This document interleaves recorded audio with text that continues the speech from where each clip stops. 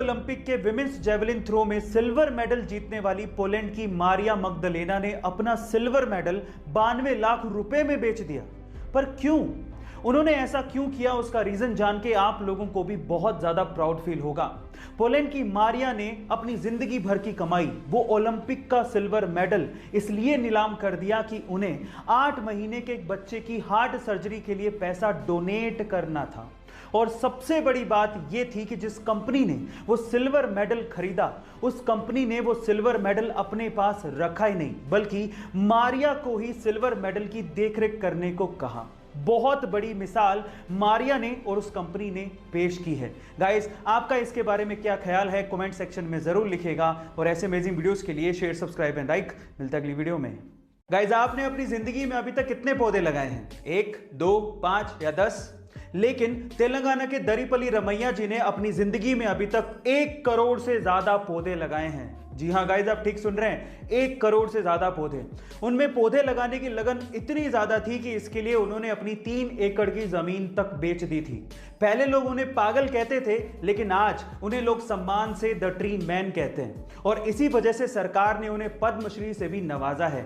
Guys, आपको दरीपली जी के बारे में सुनकर कैसा लगा, कमेंट सेक्शन में जरूर लिखेगा। और ऐसे अमेजिंग वीडियोस के लिए शेयर, सब्सक्राइब एंड लाइक। मिलते हैं अगली वीडियो में। हमारे देश में एक अजीब सी परंपरा है। यहाँ पर माँ बाप अपने बच्चों के 10वीं तक तो खर्चे उठाते ही हैं, 10वीं के बाद भी 11वीं, 12वीं और जब तक ग्रेजुएशन नहीं हो जाती तब तक उसके खर्चे उठाते रहते हैं। कई माँ बाप तो हद दानवीर होते हैं, जब तक बच्चे की जॉब नहीं लग जाती तब तक वो उसके खर्चे उठाते हैं और इस चक्कर में बच्चे बिगड़ जाते हैं।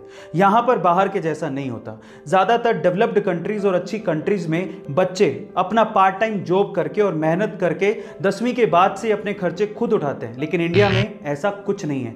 यहाँ के बच्चे माँ बाप के पैसों पर तो अपना हक समझते हैं। वो ये कहते हैं कि हमें पैदा किसने किया, इन्होंने, तो हमारे खर्चे भी यही उठाएंगे, ये तो इनकी जिम्मेदारी है।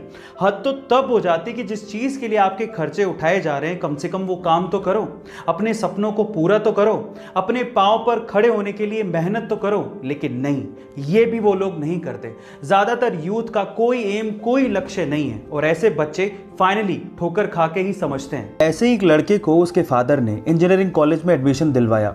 खुद तो इतनी फीस अफोर्ड नहीं कर सकते थे, इसीलिए बेटे के सपनों और जिद को देखते हुए उन्होंने लोन लिया और उसे बाहर भेज दिया। कुछ दिनों तक तो ठीक था, लेकिन कुछ दिनों बाद बेटा ये भूल गया कि वो लड़कर और लोन लेके बाहर पढ़ने आया है। इसके बाद लड़के को हवा लग गई और पढ़ाई और लक्ष्य से उसका पूरी तरह से ध्यान हट गया। फालतू घूमने और लड़कियों के पीछे भागने में ज़्यादा ध्यान रहता था। बड़े शहर की हवा लगने की वजह से वो बिगड़ने लगा था। इसी वजह से एक बार उसकी बैग तक लगते लगते बची थी, फिर भी वो नहीं संभला। पर एक दिन जब वो एक होटल में रात को खाना खाने के लिए पहुंचा, तो खाना ऑर्डर करने के बाद वहां पर सामने एक टेबल पर देखने लगा जहां पर एक फैमिली खाना खा रही थी। उस फैमिली में एक लड़का जिसकी उम्र लगभग 30 से 35 साल थी, उसकी बूढ़ी माँ और उसके पिता तीनों मिलकर खाना खा रहे थे। वो अपना खाना ऑलमोस्ट फिनिश कर चुके थे। अब वेटर बिल लेके आया तो हिसाब से बिल बेटे को चुकाना चाहिए था। इतना बड़ा हो चुका है, इतना तो वो कर ही सकता है। लेकिन वहां जो भी हुआ वो हैरान कर देने वाला था। उसने देखा कि बिल आने पर उस बेटे ने बिल को देखा ही नहीं और पानी पी रहा था।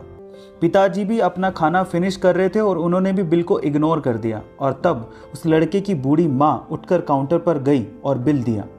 अब जो लड़का उस फैमिली को देख रहा था, उसे मानो इसमें अपना फ्यूचर नजर आने लगा। उसने ये सोचा कि अगर मैं भी ऐसा ही करता गया और पढ़ाई पे ध्यान नहीं दिया तो एक दिन मेरी भी हालत ऐसी हो जाएगी कि मैं अपने माँ बाप को एक अच्छे होटल में खाना तक नहीं खिला पाऊंगा। तब वो लड़का जागा और उसके बाद उसने अपनी सारी खराब आदतें छोड़ दी, अपनी पढ़ाई पर फोकस किया। इंजीनियरिंग के फाइनल ईयर में आते आते उसने ठान लिया था कि अब वो घर से एक भी पैसा नहीं मांगेगा। अपना रास्ता उसने खुद चुना, मेहनत करता गया और यूट्यूब की दुनिया में कदम रखा। और आज उस लड़के का यूट्यूब शॉर्ट्स का दुनिया का सबसे बड़ा चैनल है और 10 मिलियन से ज्यादा सब्सक्राइबर्स हैं। और आज ऊपर वाले की दुआ से कामयाब होकर वो लड़का आपके सामने खड़ा होकर अपनी कहानी सुना रहा है। जी हाँ गाइस, वो मेरी ही कहानी है।